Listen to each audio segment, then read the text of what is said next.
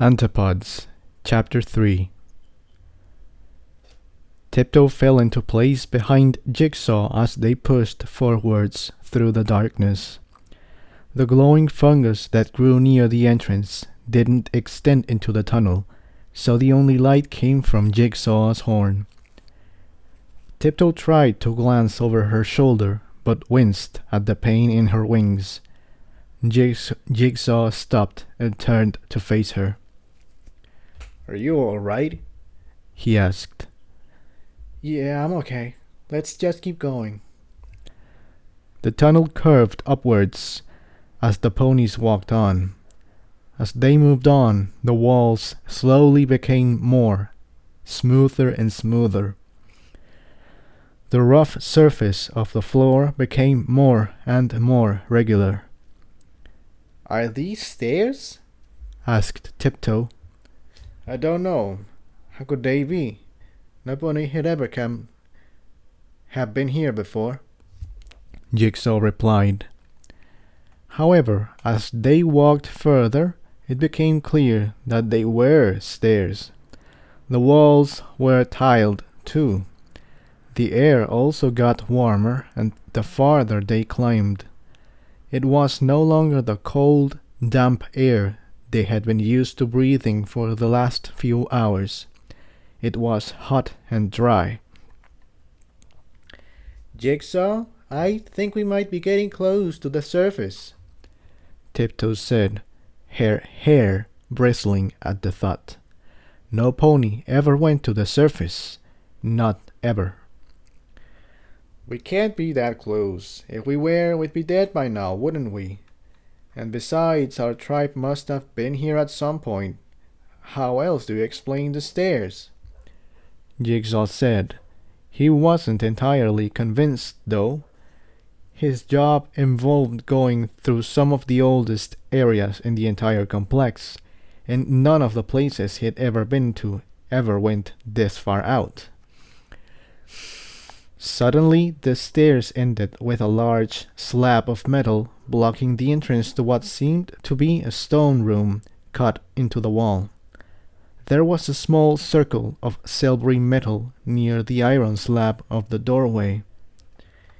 "Jigsaw, have you ever seen anything like this before?" Tiptoe asked, inching away from the imposing slab of metal. No, not this far out, Tiptoe, I think these might be ruins of the old world." Tiptoe reared back in alarm. "Ruins of the old world? That's forbidden, Jigsaw. Ruins of the old world are insanely dangerous. They always lead to the surface." Jigsaw gulped and said, "Not exactly thrilled about the prospect, but look, we're at the same level as whatever is behind this door, and we're not dead, are we? If the sun could shine through up here, it would be just as hot on this side of the door." Tiptoe backed down.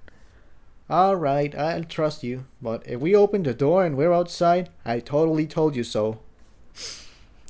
Jigsaw rolled his eyes and turned to look intensely at the locking mechanism next to the door. The plate of metal was surrounded by intricate etchings in the metal that didn't seem to have faded with time. Jigsaw looked intently at the marks but couldn't seem to make sense of them. He focused and touched the tip of his horn to the metal. Instantly he could sense the inner workings of the mechanism. The etchings on the lock were magical, and the method of opening relatively easy. Jigsaw inserted his horn into the lock, and the room lit up. Locking mechanisms that hadn't budged for thousands of years began grinding out of place. Bolts slid and came undone. The door slowly creaked open, making a horrible grinding noise. Blue light shot through the etchings on the door and up channels in the wall into reservoirs in the ceiling, lighting up the underground space. Tiptoe looked in with a mixture of fear and wonder. Children in their tribe were raised on stories of the outside world before the great cataclysm. They say that ponies could walk the surface freely and that plants even grew up there.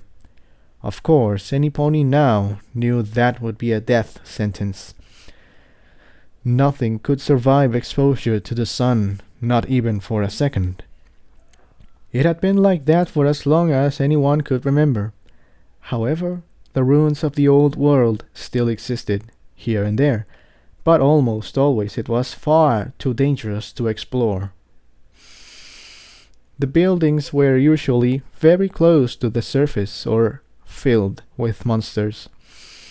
Ponies had since learned to keep their distance, no matter the treasures that may lay within. Jigsaw, what is this place? Tiptoe asked, walking forward in awe behind Jigsaw. The room was enormous, though many parts of it seemed to have fallen in on themselves. To their right lay a large rectangular device that rested on tracks. I haven't the slightest idea, but look up there. I think there's writing. Can you read any of the old language? Only what they taught me in training. Shouldn't you know more than I do? You are the head of the water department. Jigsaw chuckled. Doesn't mean I paid attention in class. You think you could try to read it? Tiptoe smiled. Jigsaw rarely laughed, and when he did, it was usually a good sign. It helped to put her at ease. I can try.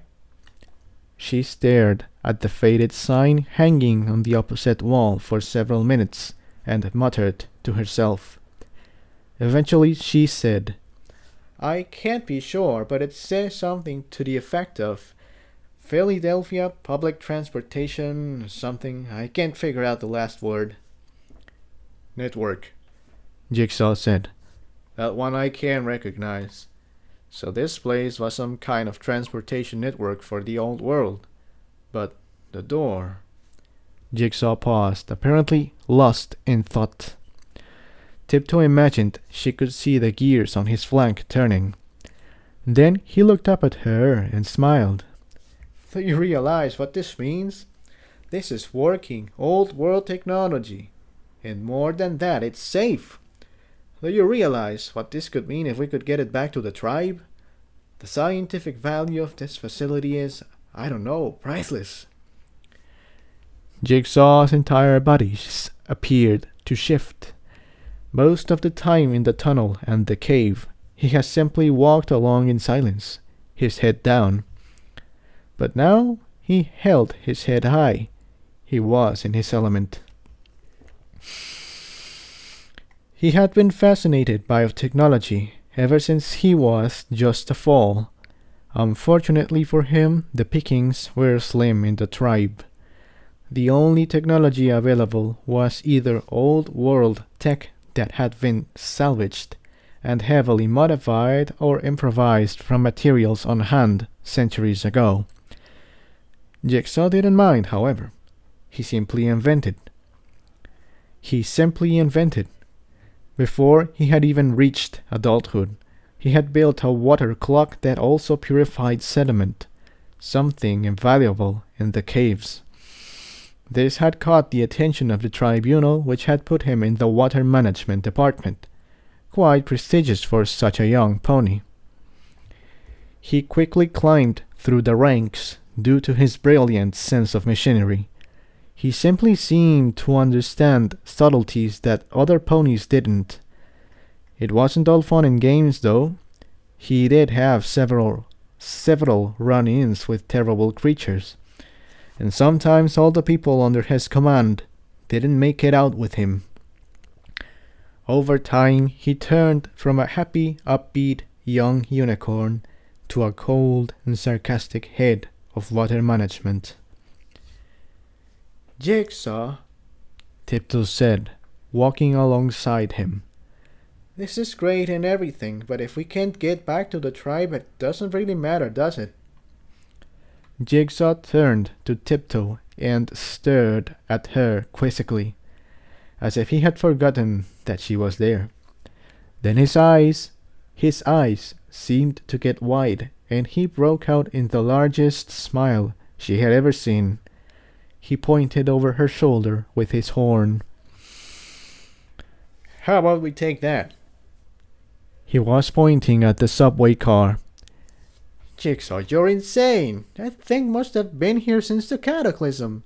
There's no way it works, and even if it did, we have no idea where it would take us. Not back to the tribe, that's for sure.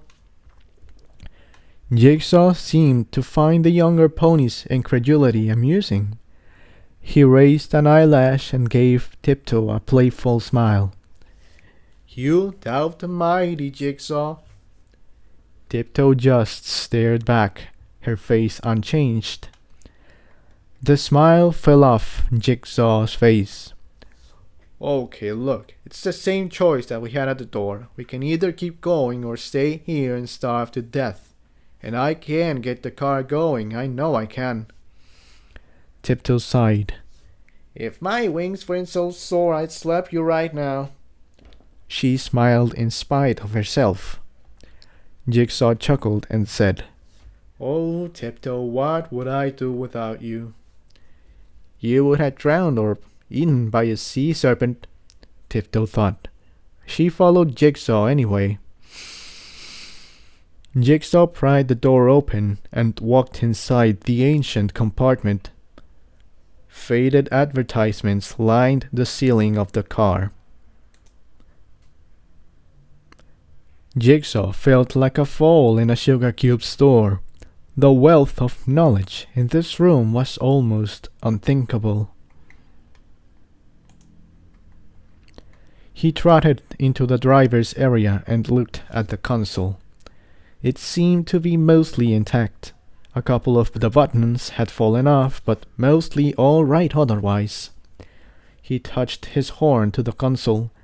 Instantly, the layout of the car seemed apparent to him. And there were a lot of problems. Rusted over gears, unconnected wires, bolts having been disintegrated over the march of the interregnum since the Great Cataclysm. Looks like I've got my work cut out for me here, Jigsaw muttered to himself. Tiptoe gasped in wonder as the entire car appeared to be encased in a swirling ball of blue light. She looked in to see Jigsaw's horn was spewing off a brighter blue light than she had ever seen. Inside the car, time itself seemed to be moving backwards. Tears in the fabric and on the chairs restitched themselves. The metal seemed to regain its luster. The cracks in the glass healed. Metal objects from around the station flew up and appeared to bend themselves into complicated shapes, then flew under the carriage to attach themselves to some unknown mechanism. The blue light faded from Jigsaw's horn, and he collapsed and slumped forwards on the control panel. Tiptoe ran up to him. Jigsaw, are you okay? His eyes fluttered open. I'm fine. I just did a rather large spell there. I might be out of it for a while. Tiptoe looked around the compartment.